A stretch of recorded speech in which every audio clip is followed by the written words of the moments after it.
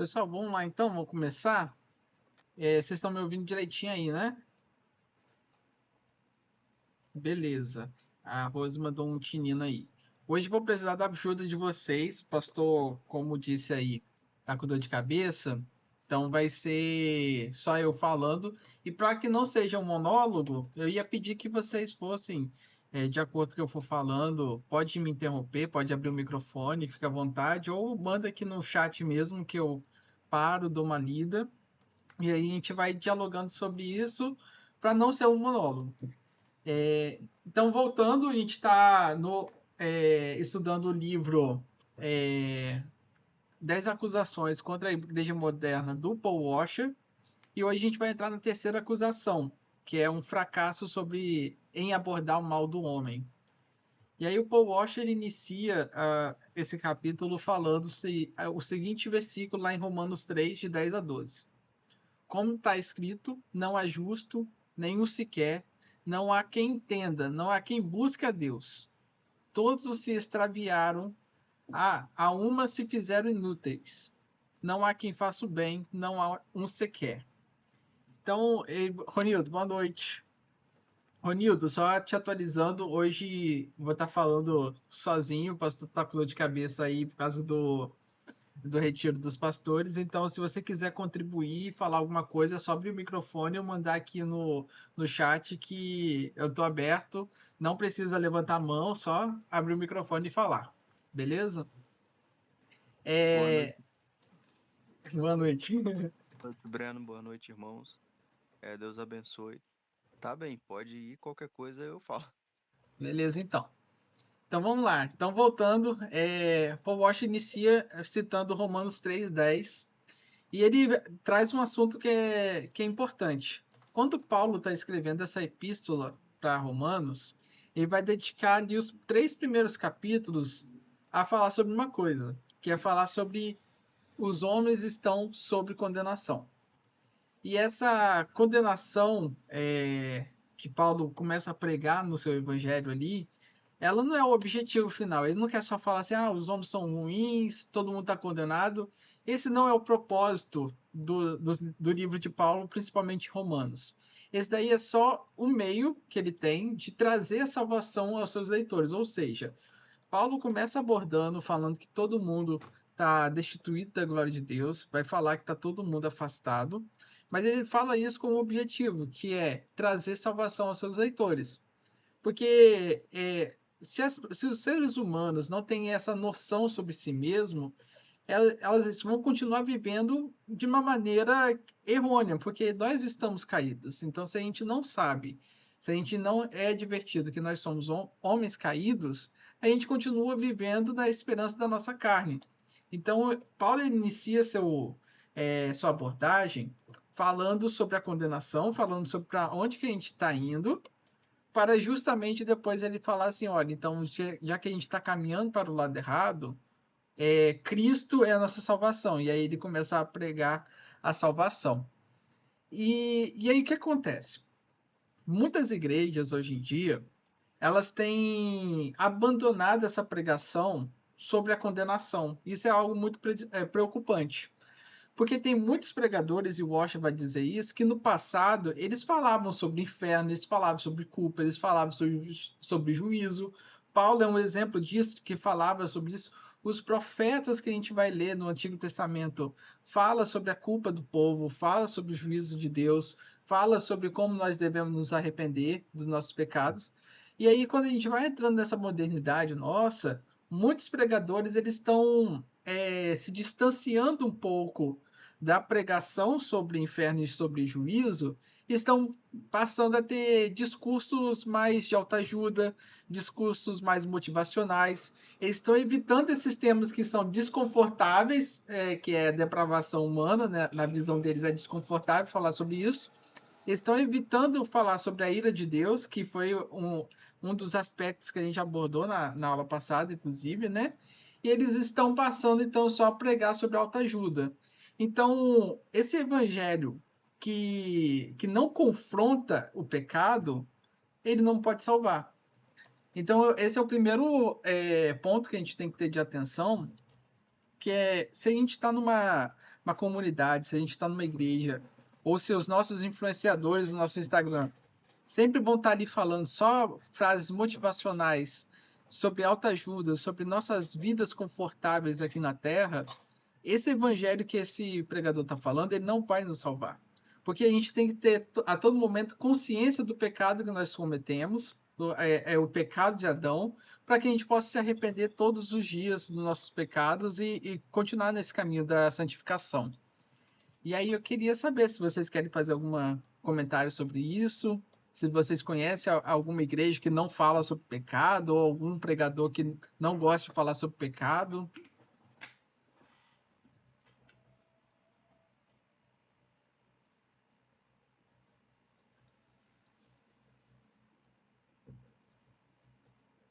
Então vou continuar aqui. Então, o que o Washer vai começar a divertir aqui? Ele vai contar uma história sobre quando ele era mais novo, ele estava lá indo numa loja para comprar terno, e aí o cara que estava vendendo terno para ele falou assim: "Ah, eu também sou pregador, eu comecei a pregar naquele prédio ali da frente". Ele apontou o prédio onde ele estava pregando. E aí o Wash falando assim, e como que era as pregações no seu tempo, né? Que você diz aí que as pessoas eram verdadeiramente movidas pelo Espírito Santo. Como que eram as pregações no seu passado? Aí ele fala assim, naquela época a gente pregava 2, 3 semanas e só no final dessas 3 semanas que a gente fazia o convite para os pecadores. Ou seja, eles ficavam todo o tempo ali arando o coração desses homens, e aí o Espírito de Deus começava a agir e quebrantava o coração deles. E aí a gente tem um paralelo com os nossos dias de hoje, onde a gente chega, a gente fala meia dúzia de palavras, a gente faz 3 perguntas ali explanatórias, e depois a gente já logo pergunta se você quer aceitar Jesus Cristo como seu Salvador e Senhor. Então, assim, a gente não apresenta toda a dimensão do que é o Evangelho de fato. A gente fica pregando esse evangelismo express, né? E às vezes alguns pregadores ou alguns movimentos vão usar da manipulação para que haja essa conversão. E aí tem até um movimento recente que tem tomado força por aí. O que eles fazem? Eles pegam um grupo de pessoas, eles isolam esse grupo de pessoas, vai para algum canto assim que eles vão passar dificuldades físicas, começam a falar coisas assim para denegrir moralmente a pessoa. E aí, na hora que a pessoa está fragilizada, física e moralmente, elas vão lá e falam assim: você precisa se converter, você precisa se arrepender. E aí as pessoas ali naquele estado de fragilidade física e fragilidade emocional acham que estão conhecendo de fato a Cristo Jesus, acham que aquele movimento é conhecer a Cristo Jesus. E não é isso que acontece, que é o evangelho de fato, né? Quando a gente vai tratar sobre o pecado, a gente não pode tratar o pecado de maneira superficial e muito menos utilizar técnicas motivacionais, técnicas de manipulação para converter um espírito. Pode falar, pastor. Então, Breno, muito interessante você estar falando, e o texto que Paul Washer coloca de Romanos capítulo 3, ele faz várias citações do Antigo Testamento para apontar que não há bondade no homem. E aí a gente fica algumas vezes questionando, mas como não há bondade no homem? A bondade aqui que ele trabalha, e Paulo fala, e o Antigo Testamento e a Bíblia mostra, é com relação à natureza do homem. A nossa natureza é uma natureza caída pelo pecado. Não há bondade em nós. Nós somos incapazes de nos salvar. Por isso que Cristo vem e morre na cruz. Então, o que ele está dizendo é que, e todo o capítulo aí está trabalhando, é sobre esse fracasso de abordar o mal. Por quê? Porque o homem, e é interessante isso, porque em todas as religiões eu tenho que fazer alguma coisa para me chegar até Deus. E no cristianismo é o contrário. Deus se fez carne, habitou no meio de nós e veio se encontrar conosco. O verbo se fez carne, habitou no meio de nós. Ele armou a sua tenda, ele tabernaculou. Ele armou a tenda dele. Então ele vem até nós. Então nós não precisamos fazer algo para essa divindade se agradar e fazer alguma coisa por nós. Ele veio e morreu na cruz por nós. Por isso que a Bíblia vai dizer, e aí você deve falar daqui a pouco, que quem vai convencer a gente é o Espírito Santo. Ele convence o homem do pecado, da justiça e do juízo. Se não for ele, estamos perdidos. Por quê? Porque a nossa natureza é uma natureza caída. Lembra que eu preguei Efésios 2 na igreja? Nós estamos mortos. E morto está morto. Não tem ação. E eu ia chegar nesse ponto agora sobre o Espírito Santo, que é quando a gente começa a tratar o pecado dessa Desculpa aí. maneira. Desculpa aí que Não, eu falei. não, por favor, é bom que eu não fico falando sozinho. E ele fala assim, quando a gente trata o pecado de maneira superficial, é como se a gente estivesse lutando contra o Espírito Santo. Aí ele cita o João 16:8, que é quando ele vier, convencerá o mundo do pecado. Então, tem muitos pregadores, aí ele continua citando aqui, que estão preocupados em dar às pessoas a melhor vida no agora, né? E se gabam até de não mencionar o pecado na sua pregação. Ou seja, o Espírito Santo não tem nada a ver com o ministério deles, porque eles estão agindo por conta própria. Então, o que o Paul Washer vai falar aqui é quando lidamos com os homens e a sua condição depravada de maneira específica e fervorosa e amorosa, o Espírito Santo não está conosco. Ou seja, quando não lidamos com os homens e a sua condição depravada, ou seja, a sua condição de pecado, o Espírito Santo não está conosco. Então a gente precisa a todo momento estar lembrando da condição depravada do homem para que o Espírito Santo possa agir. E se a gente não faz isso, aí ele começa a dividir aqui alguns tópicos. O primeiro tópico se a gente não faz isso, a gente é enganador. Então, quando a gente não fala sobre o pecado do homem, a gente está agindo com levianidade com as pessoas, né? E aí ele até cita aqui Jeremias 6,14 que os pregadores da época curam, mas curam superficialmente a ferida do meu povo, dizendo paz, paz, quando não há paz.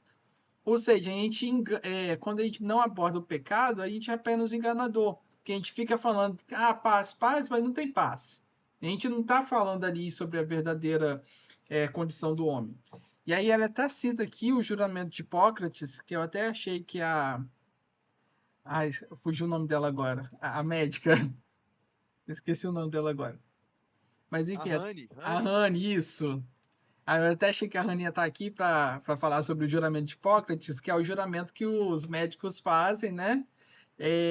Para lidar com o paciente ali, sempre tratando com transparência o que está acontecendo, sem dar falsas esperanças, mas também tendo aquele tato ali no lidar com a pessoa. E ele fala assim: quando a gente não prega sobre o pecado, quando a gente nega o pecado na vida das pessoas, é como se a gente estivesse quebrando esse juramento. Ou seja, a gente fica dando falsas expectativas para alguém, com medo de falar assim: não vou falar, não vou dar notícia para ela, vou só alimentar essa ilusão de que ela vai ser salva e tudo mais, não vou falar do pecado dela. Então, por isso que ele não conta às pessoas as notícias mais necessárias para essas pessoas. Ou seja, as pessoas têm a possibilidade de serem salvas através do Espírito Santo. Só que a partir do momento que a gente não fala do pecado, essa pessoa perde essa oportunidade. A gente começa a enganar essa pessoa. Então, ninguém. E aí ele continua falando que pode ser que algumas pessoas argumentem que no passado a pregação fosse mais tranquila de ser feita, né? Só que a grande verdade é que nunca foi fácil pregar e suportar a pregação do evangelho.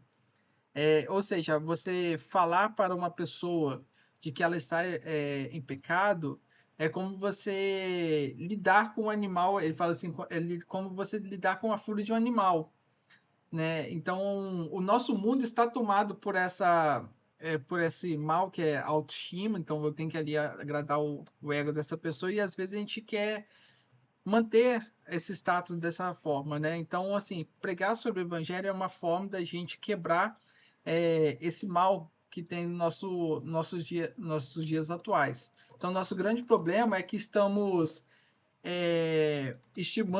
o eu, né? A gente está colocando o eu acima de Deus. Então, não falar Breno, sobre. Oi? uma outra coisa que ele fala, e ele até faz uma crítica, que é a oração do pecador. Que aí a pessoa vai na igreja, e eu acredito aqui que talvez todos aqui já fizeram. Vai à igreja, aí o pastor prega, prega, prega. muitas vezes nem fala o nome de Jesus, aí prega um sermão de autoajuda, aí no final fala, quem quer aceitar Jesus? Só que ele não apresentou Jesus, não apresentou a gravidade do pecado, não apresentou o resgate, a salvação, a transformação da pessoa e o perdão dos pecados e retirando a pessoa do inferno pela fé em Cristo. Ele não apresentou nada disso. Aí no final ele fala, quem quer Jesus? Aí a pessoa levanta a mão, vai lá, aí ele pede a pessoa para fazer uma oração. E aí a pessoa vai repetindo, Senhor Jesus, escreve meu nome no livro da vida. E aí ela termina de fazer a oração, ele fala, você está salvo. Na verdade, essa oração, ela está conduzindo a pessoa para o inferno, porque ela está trazendo uma falsa esperança, um falso Jesus e um falso céu. E isso é muito perigoso, porque nas igrejas modernas hoje, tem os grandes cultos, as massas vão, ele fala, quem quer Jesus? Aí vai lá, 30, 40 pessoas na frente, mas de pessoas que estão entregando a vida para um Jesus que nem foi apresentado e achando que está salvo porque repetiu uma oração que o pastor falou. Então isso é muito grave. A Rose colocou aqui que as igrejas modernas de hoje estão suavizando e minimizando ou até ignorante. A Rose comentou aqui que as igrejas modernas hoje estão suavizando, minimizando ou até ignorando a realidade profunda e devastadora do pecado humano. E é realmente... Ah, foi você? Pode comentar se quiser.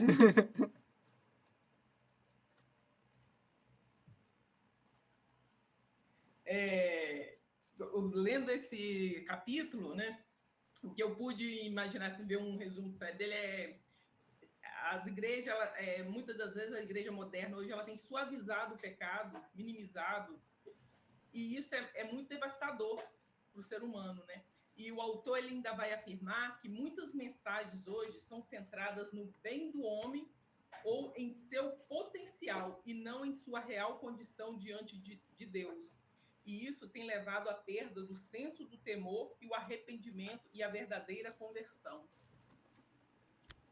É isso mesmo, que realmente as pessoas estão só focando nessa, entre aspas, glória terrena aqui, né, de como você pode ser bem-sucedido, de como Deus vai abençoar a sua casa 70 vezes mais, de como as coisas vão prosperar na sua vida, e esquece de falar a verdadeira mensagem do Evangelho, que é nós somos pecadores, e se a gente não aceitar Cristo como nosso Senhor, nós iremos para o inferno, que é o verdadeiro Evangelho, né? E aí ele continua falando aqui que quando a gente não prega sobre o pecado do homem, a gente é como ladrão.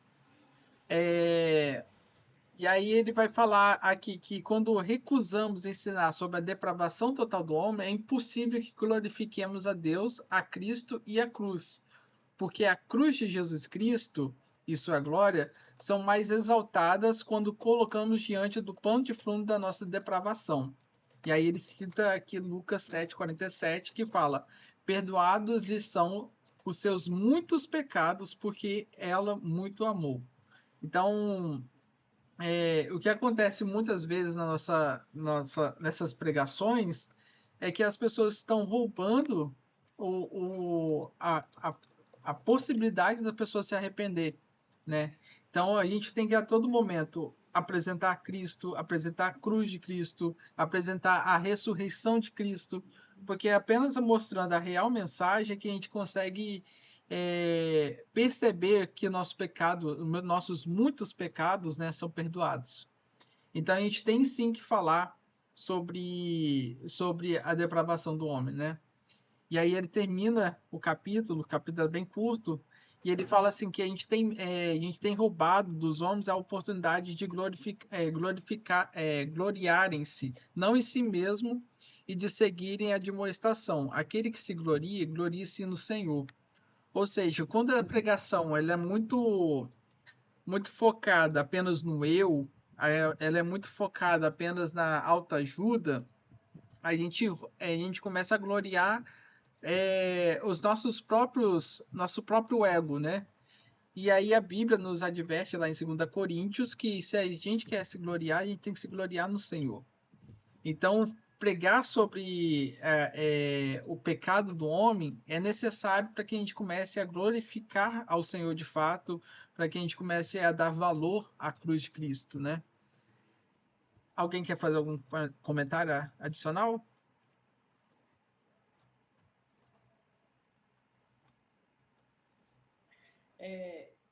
O evangelho, ele não vai começar dizendo o quanto Deus nos ama, mas sim o quanto estamos perdidos e sem ele.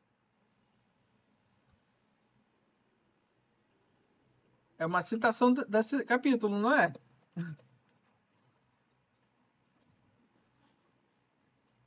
Sim, sim. Pode falar, Ronildo. Você tinha levantado a mão? Eu tinha.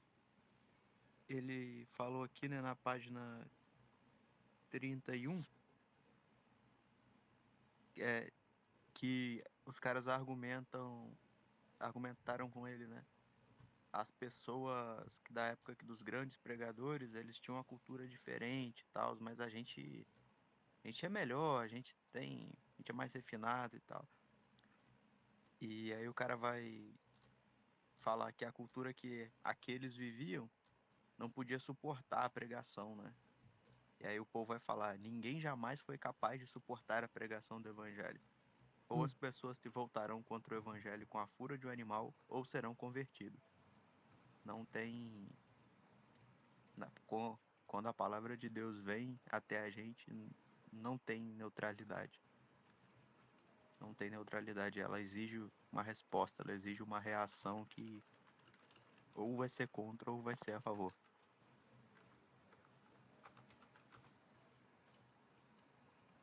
Eu tava vendo aqui, você estava mutado. Mas é isso mesmo, cara. Pode falar, pastor. Não falei nada, não. Ah, tá. Não, é que você levantou a mãozinha, aí eu achei que... Sou eu. Ah, tá. Pode falar, Rose. Cirlei. Ah, Cirlei. Eu tenho 4 perguntas para fazer em relação a esse livro. Para você, para o pastor, para o Ronildo. O livro ou o capítulo? Do capítulo. A primeira pergunta é: você acha, algum de vocês, você acha que a igreja hoje ela fala o suficiente sobre a realidade do pecado? Essa é a primeira pergunta. A igreja, nossa igreja ou a igreja em geral? A igreja em geral, as igrejas em geral. A nossa também, ó. Você quer responder, pastor? Não, pode responder pra vocês, é bom que vocês tenham a percepção. Começando então pela nossa igreja, acredito que sim, tem culto que fala sobre a realidade do pecado, tem culto ali que está baseado nas palavras, e também está ok você ter culto assim, onde você vai ter aquele afago, onde a gente vai ter aquele refrigério na alma também, porque a palavra de Deus também é isso, ela não é só de admoestação, né? Ela também nos traz refrigério. Mas quando eu olho para o fora da Vinde, eu vejo que não tem pregado suficientemente sobre a realidade do pecado. Eu acho que eles estão suavizando muito, e aí até o Ronildo pode falar um pouco, principalmente sobre a teologia da libertação e outras linhas teológicas, que o universalismo também, que é falar que, não, Deus é bom, se Deus é bom, então ele vai salvar todos, se ele vai salvar todos, então não tem problema você se converter do seu pecado. Então isso é algo muito preocupante, porque aí eles começam a suavizar o pecado, eles começam a não pregar sobre o pecado, porque eles falam que é uma mensagem muito dura. E aí, quando não tem essa clareza, não tem essa profundidade sobre o pecado, as pessoas vivem a Deus do jeito que elas acham que deve viver. Então, eu acho sim que na cultura atual não tem uma pregação muito enfática sobre o pecado.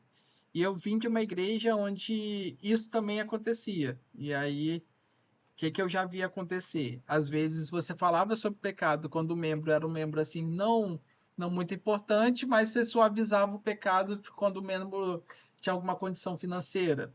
E aí também você começa a ver que muitos influenciadores por aí continuam fazendo pecado à torta e à direita, mas continuam postando um versículo bíblico e um devocional diário lá. Então, se está acontecendo isso, se a pessoa está no pecado, mas está falando ali, ah, não, estou fazendo meu devocional aqui, estou salvo, é porque tem algum problema, porque a pessoa não está se arrependendo de fato do pecado. Você quer complementar aí, Ronildo, falando sobre o pessoal que é mais universalista aí? Olha, tem gente que tem igrejas, né, que seguem essa pegada, que é bem perigoso. E- Eu acho que não são muitas. Tem umas específicas, né? Geralmente, quando tem muita gente, geralmente quando é muito envolvida em certo tipo de política, gente muito influente em certos círculos políticos que são da igreja, e eles costumam ir para essa linha, né? Geralmente misturando causas políticas com suposto o que eles chamariam de o evangelho, né? Por exemplo, é, um exemplo disso que você falou, Breno, eu já vi, por exemplo, igual na faculdade que eu estudei, tinha muita gente que falava de que pecado é estrutural, de que a sociedade é pecaminosa. Aí é, se evitava a ênfase em se tratar de temas pessoais do pecado. Mas eu sempre fui crítico a isso, sempre falei porque é o seguinte, é muito fácil você jogar a culpa numa estrutura e não cuidar da tua própria vida. É a mesma coisa que você falar assim, ah, a culpa é da casa porque ela tá desarrumada. É o que o Adão fez lá com a Eva no jardim, né? A culpa é da mulher que o Senhor me deu, não é minha, Exato. não. Um exemplo, né? A culpa é da sociedade que é racista. Tá, mas a culpa não é minha se eu ajo desse jeito? Então, quer dizer que se eu escolho essa pauta, eu tô blindado, eu posso fazer o que eu quiser. Não é assim que as coisas andam. E tem muitas igrejas que vão nesse caminho, né? De jogar o pecado como se fosse uma coisa etérea, né? Uma coisa que existe ali no mundo e você não tem parte nisso, né? É algo que mais te influencia do que você influencia nas coisas. E não é bem assim. E Não é aí, assim. até só para fechar essa pergunta aí, a gente até volta lá na filosofia que os filósofos que têm essa linha aí que o Ronildo falou, vão falar que que o homem nasce bom e a natureza o corrompe. Sendo que Isso. quando a gente lê na Bíblia, a gente fala que todos pecaram, não há um justo sequer. Então você percebe ali que todos são pecadores. Então, Silei, para fechar aí, eu acho que realmente a gente não. A igreja como um todo, eu acho que não tem essa prática de dar tanta ênfase no pecado. Principalmente as igrejas que estão mais preocupadas nessa teoria, nessa teologia assim, mais motivacional, mais coach, mais prosperidade e afins. Pode falar, Ronildo. Aí eu diria, Breno, que pro outro lado, né, essas igrejas que eu citaria que tem esses problemas que eu descrevi, elas são poucas, mas são influentes. Costumam ser igrejas grandes com gente influente na sociedade. Mas, por outro lado, eu diria que eu vejo tão ruim quanto, só que de maneira bem numerosa, é, como você falou, a questão da prosperidade e, principalmente, a igreja como entretenimento. Em algumas vezes, quando me perguntaram assim, ah, você quer ser pastor? Eu falei, ah, eu quero. Aí me perguntaram, o que você faz? Aí, tipo assim, a pergunta me saiu estranha, né? Tipo, eu faço o quê? Eu aprendi Bíblia, leio Bíblia, ensino Bíblia, ando junto com as pessoas, falo de Bíblia. É, normalmente a pessoa não recebe bem isso, né? Porque tem se buscado muito animadores de torcida. Eu sempre deixei claro para quem me pergunta esse tipo de coisa, né? Até gente que, sim, de igreja, gente capaz, por exemplo, de de me colocar num ministério da igreja. Falei, olha, eu não tenho interesse, eu não sou animador de torcida, eu não tenho essa, eu não tenho essa, eu não almejo ser um organizador de eventos gospel, não contem comigo para isso, Uhum. né? E é uma realidade. Eu diria que as igrejas têm se encarado como uma fonte de entretenimento. Pode falar. O que eu vejo, Breno, assim, não posso estar enganada, mas entra muito nessa questão, essa primeira pergunta minha, é as pessoas que, assim, uma vez salvo, salvo para sempre. Aí elas usam isso como uma desculpa de, uma vez salvo, salvo para sempre. Então eu posso pecar, posso fazer o que eu tiver, que eu não vou perder a minha salvação. Aí eu entro com a pergunta, assim, será mesmo então que você é salvo? Porque se você é salvo, você não tem o desejo de querer pecar. E nem tem esse tipo de pensamento. Uma vez salvo, salvo para sempre, eu vou pecar à vontade. Ou um joga a desculpa seguinte: Davi pecou e foi o homem segundo o coração de Deus. Aí eu falo assim: tá bom, beleza. Então vai lá, mata um urso, mata um leão, vence pelo menos umas 5 guerras. Aí depois você vem me falar de Davi. Porque o cara quer falar uma coisa que ele não viveu lá no tempo de Davi. Então eu falo assim, aí eles se apegam a isso. Uma vez salvo, salvo para sempre, pecar à vontade. E tá tudo bem. E aí, para falar um pouco sobre isso, eu vou chamar o pastor, porque o pastor é mais da linha reformada, ele vai falar sobre isso. Pastor, uma vez salvo, salvo para sempre, e como funciona essa questão do pecado aí? Então, olha só, o que acontece? As nossas igrejas hoje, elas seguem uma linha teológica, grande parte, denominada de semi-pelagianismo. Então, Pelágio, ele aparece no quarto século, e ele vai dizer que o homem é totalmente capaz de se salvar. O homem, ele é bom. Então, o homem pode chegar até Deus por meio dele. Aí, Agostinho de Hipona, que foi um grande filósofo e teólogo também, do quarto século, ele foi e disse, não, o homem não é capaz de se salvar. Deus precisa se apresentar ao homem, Deus precisa vir até o homem para que o homem seja salvo. E aí uma corrente no final do quarto século, início do quinto século, foi o semi-pelagianismo. Eles tentaram equilibrar isso. E a maioria das igrejas seguem o semi-pelagianismo, que depois foi tido como uma heresia. Um concílio foi armado e foi decidido. Essa visão teológica é uma heresia. A igreja disse isso. Mas o que eles dizem? Que o homem ele vai até Deus, mas ele precisa que Deus venha também. Então é como se fosse um encontro. Sabe aqueles desenhos que a gente vê o homem correndo e a mulher vem correndo e se abraçam no meio? É como se fosse aquilo. Que é uma corrente da teologia que vai chamar de. Ai, meu Deus, fugiu o nome. Minha cabeça está cheia, está cansada. Eu vou lembrar o nome aqui e vou falar, tá? Sinergismo, lembrei, sinergismo. E aí é o que uma corrente vai dizer que é sinergismo. O que é o sinergismo? Eu preciso provocar força e uma outra força tem que vir ao meu encontro. Sinergismo, que a gente aprende na escola também em outras disciplinas. E a igreja, ela acredita nisso. A igreja evangélica, na sua maioria, acredita nisso. Ou seja, eu sempre tenho que dar um empurrãozinho para Deus. Ai. Mas na fé cristã, mais uma vez, não depende daquilo que a gente faz, depende daquilo que Cristo fez. Por isso que a fé vem pelo ouvir a palavra de Deus. Por isso que a gente tem que crer. Aquele que crê será salvo, aquele que não crê está condenado. Então a gente tem que crer. E essa crença é uma ação do Espírito em nós. Nós somos mortos nos pecados e delitos. Nós somos iluminados pelo Espírito. Então é como se eu estou morto, o Espírito vem e sopra. E a partir desse sopro de vida, eu abro os meus olhos e eu posso crer. E aí a Bíblia vai chamar de regeneração.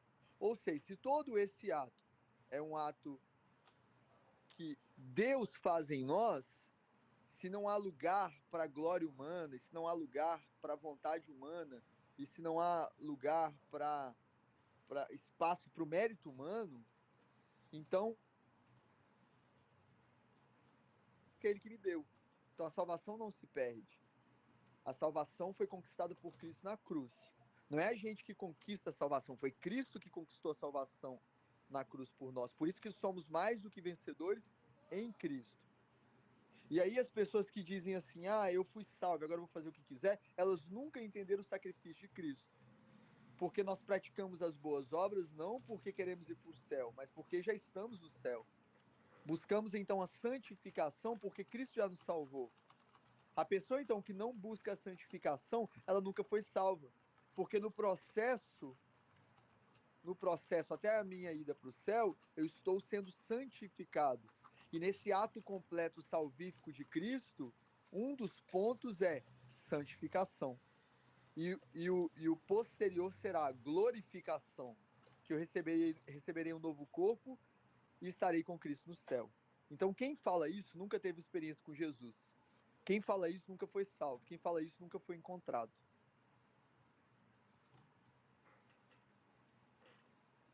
Rose, você falou que tinha 4. Só. Então, uma pergunta. Na primeira. Eu estou falando do Rose toda hora porque eu olho aqui, aí eu vejo a fotinha da Rose. Aí depois você começa a falar, eu lembro, não é a Rose, é a Cirlei. É porque a Rose está em uma aula e então não pode perder. A segunda pergunta é qual a diferença entre a culpa e o arrependimento verdadeiro? Olha, essa daí é boa, hein? Essa aí é boa, porque eu estava escutando até esses dias aí era um podcast que estava falando assim, isso é só neuro da minha cabeça ou é o Espírito Santo me trazendo remorso, né? Porque às vezes a gente fica nessa também.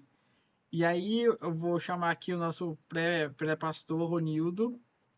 Ronildo, quando a gente sabe quando é culpa e quando é arrependimento? O que o Espírito Santo aí, como a gente identifica o agir do Espírito Santo?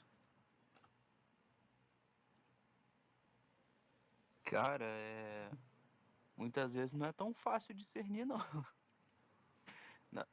Não que o arrependimento não envolva culpa, né? A gente fala do sentimento de culpa como se o sentimento de culpa fosse algo negativo, mas é preciso que você... É o que a gente tem tratado aqui, é preciso que você sinta a culpa pelo efeito do pecado na sua vida, mas entender que alguém já pagou isso por você, e entendendo isso, que Cristo recebeu essa culpa que era minha, aí eu tô pronto para pegar esse caminho de arrependimento. E eu diria, talvez uma marca, né? Não que essa obra de arrependimento seja para a salvação. Tá querendo aprender inglês sozinho? Mas é para o salvo. Às vezes, né, esse arrependimento é preciso ser demonstrado, né? Às vezes você poderia confirmar isso, né, na demonstração de que você não faz mais aquilo, você procurou de alguma forma reparar aquilo que você fez, porque a gente fala muito de pecado como se fosse uma coisa só nós contra nós, né? Mas a gente peca muito contra o próximo, a gente fere muito o nosso semelhante. E eu diria, no caso ali, se foi somente culpa, né? Se é mera culpa ou se foi um arrependimento genuíno. Eu diria que é difícil julgar, né? Pegar e falar, o fulano não se arrependeu, ele tá só culpado. Eu diria que é difícil a gente olhar, mas talvez a gente olhar pra gente, a gente poderia dizer, olha, talvez eu não me senti só culpado, porque resolvi seguir o caminho de arrependimento, seguir o caminho de santificação. Você vê os frutos, né, que vão sendo produzidos. Isso não é o que te salva, mas o salvo, ele anda no caminho da santificação.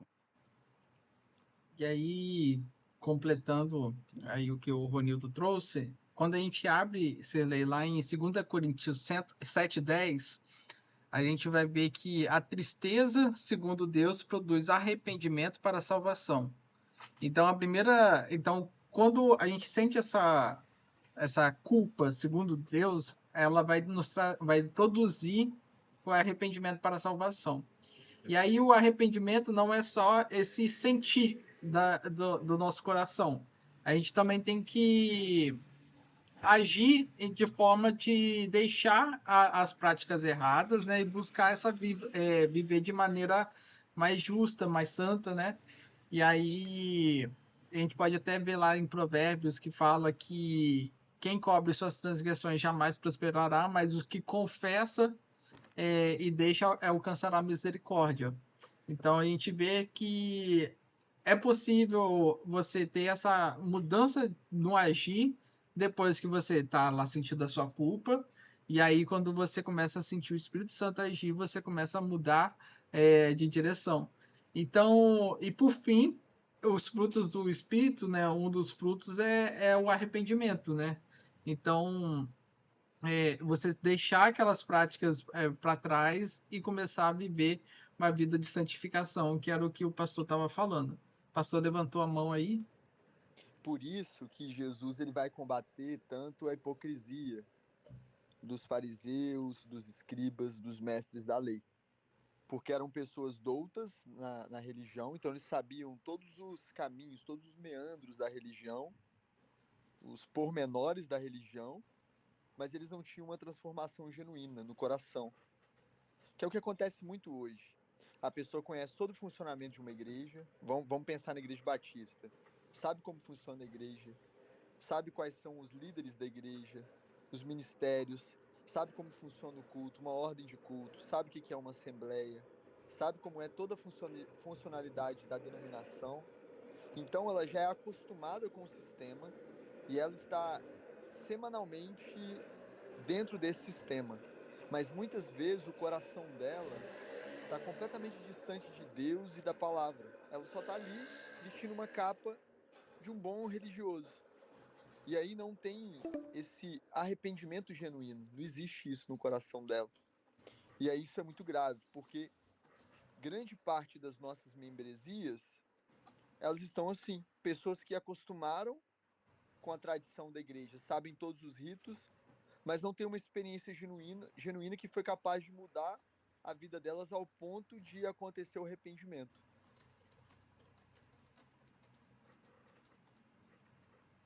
Tá respondido, Cirlei? Fala mais dúvidas aí. Que é bom que a gente vai batendo papo. Tá certo. Certíssimo. Agora a terceira pergunta. Eu não sei quem vai responder essa terceira pergunta aqui. Quando eu não sei, eu puxo o Ronildo. Relaxa. Oi? Quando eu não sei, eu puxo o Ronildo. Ah, bom. O que você entende por pecado? Essa palavra ainda tem peso e sentido para você? Peso sempre vai ter, né? Mas o pecado, eu tava até estudando esses dias aí, ele é uma transgressão da lei de Deus, né? Então, todo mundo que pratica o pecado está transgredindo alguma lei de Deus. Lá no Éden, Deus tinha nos dado aquela liberdade, e aí ele fala assim: olha, contudo, você não vai provar da árvore do conhecimento do bem e do mal. E aí, a partir do momento que a gente transgrediu uma ordem de Deus, a gente já caiu em pecado. Então, esse é o primeiro pecado, que é o pecado de Adão, que a gente começa a transgredir ali aquela ordem de Deus. Então, o pecado, ele sempre vai ser a gente fazendo coisas que são contrárias às leis de Deus. Quando a gente vai ver lá no Êxodo, né, que o povo saiu ali do Egito e Deus está entregando ali as tábuas da lei, ele está trazendo ali alguma série de requisitos de atitudes que um cristão deve ter para não pecar, para não transgredir a lei. Então, ele dá ali a lei. Então, uma das leis é, por exemplo, não matarás, como exemplo, né? E aí, a partir do momento que eu vou lá e mato alguém, eu estou em pecado porque eu estou transgredindo uma lei. Só que aí vem Cristo e dá uma lei que é acima de todas as leis, né? que é amar o teu próximo como a ti mesmo e ao Senhor acima de todas as coisas. Então, assim, a partir do momento que eu não amo o meu próximo, eu já estou em pecado também. Então, o pecado, quando é todo esse tipo de transgressão da lei de Deus. Quer completar, Ronildo, pastor?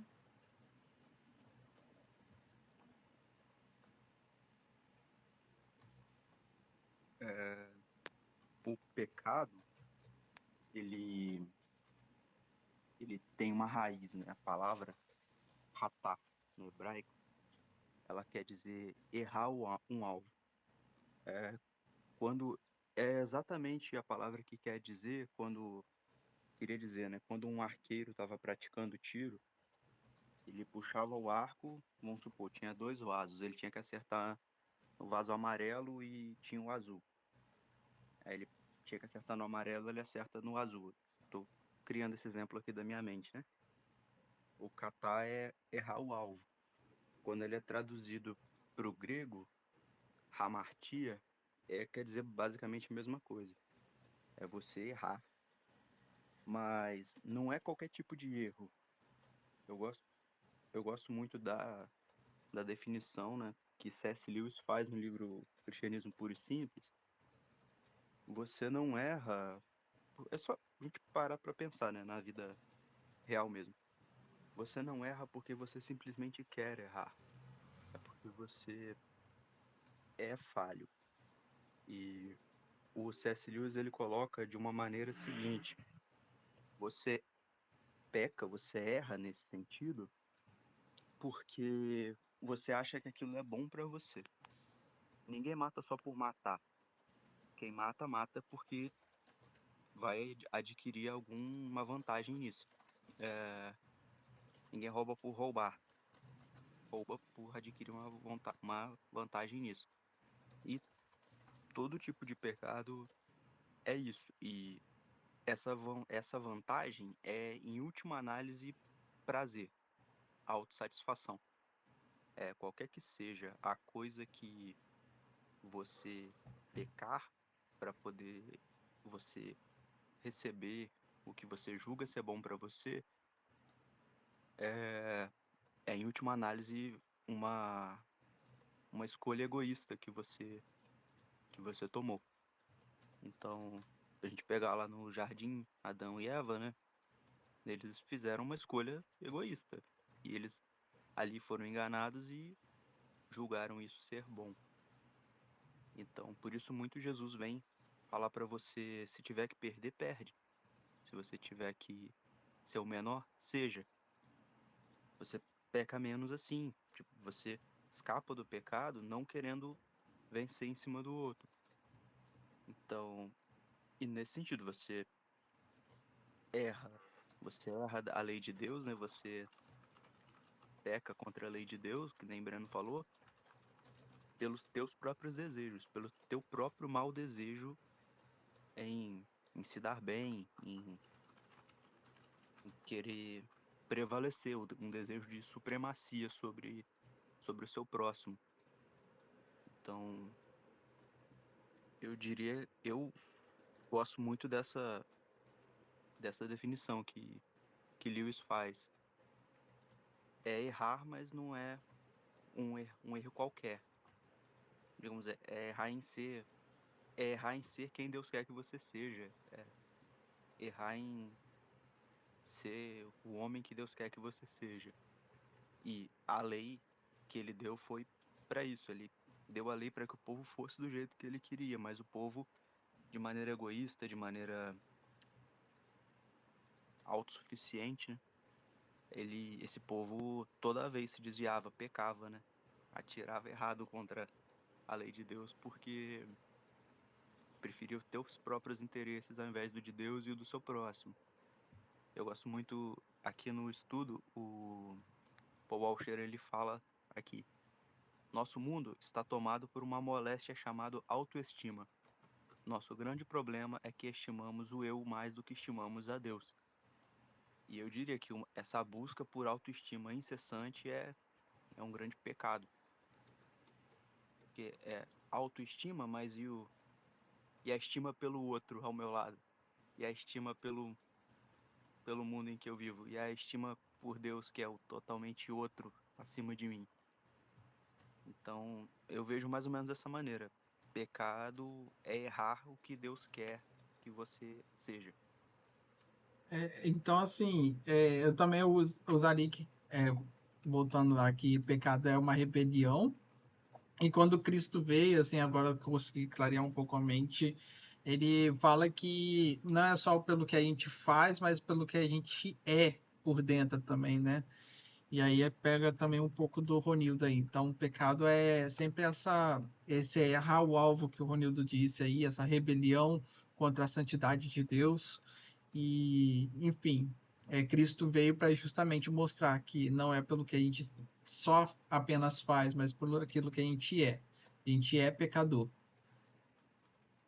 Qual que é a última? Que daqui a pouco vai dar o tempinho. Rapaz, era bom o pastor dar uma explicação melhor de pecado do que a gente, Breno, que a gente Não, pode perguntar a próxima, Silei. A última pergunta é assim: Vocês como a explicaram bem. mensagem, como a mensagem do Deus é amor pode ser mal compreendida e se desconectar da verdade sobre o pecado humano? Eu acho que aí tá numa parte que tá pregando o evangelho pela metade, né? Porque Deus, de fato, ele é amor. Mas Deus também é fogo consumidor. O Deus, na sua santidade, ele não se comunica com o pecado. Ele não consegue estar em conjunto com o pecado. Então você só argumentar, não, porque Deus é amor. Então, por conta disso, então não há mais pecado. Isso daí é total heresia. Então, assim, Deus é amor, mas ele também é fogo consumidor. As naturezas de Deus, a gente até estudou um pouco no último Oasis lá, os atributos de Deus, né? Vamos falar um pouco sobre isso, né? De que, tipo, apesar de Deus amar a gente, ele é santo, então ele não vai se comunicar com o pecado. Então, Deus ele continua sendo amor, mesmo nos condenando nos nossos pecados e nos condenando para o fogo eterno com seu fogo consumidor. Aí, pastor, se quiser complementar. Sim, é muito interessante porque hoje, no mundo moderno, muitas pessoas falam isso. Deus não vai me condenar porque ele é amor. Deus não vai me mandar eu para o inferno porque ele é amor. Deus não tem um discurso de ódio, mas um discurso de amor. E aí criam esse discurso em cima de uma falácia que não está na escritura.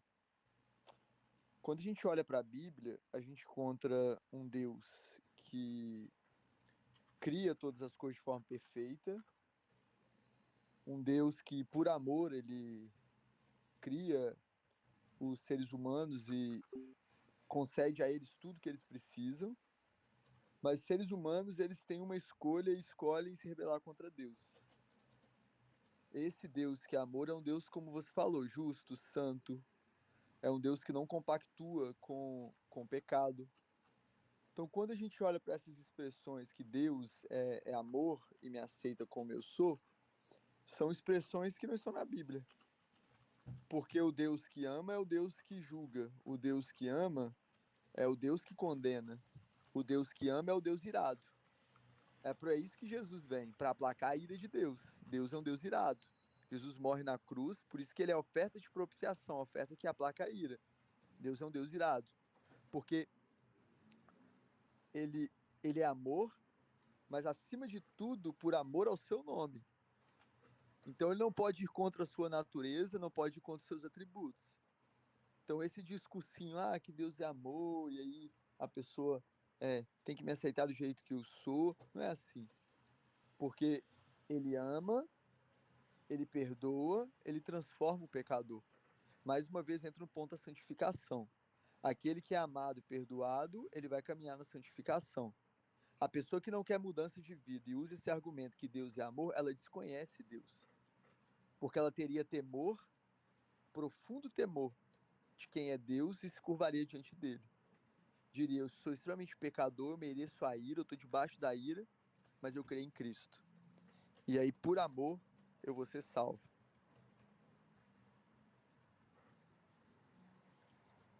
Sirlei, tá respondido? Sim, Ah, beleza. respondido. Beleza. Então, vou caminhar aqui para o final, porque nossa chamada já vai acabar. Mas qualquer dúvida aí, se tiver, você anota de novo. E aí a gente pode até fazer diferente na próxima chamada, que é começar a partir das perguntas. Aí eu pergunto se tem alguma dúvida e a gente já começa a partir das perguntas, se quiser. Vou orar aqui então para a gente encerrar. Então, agradeço aí todo mundo que participou hoje e espero vocês semana que vem. Oremos.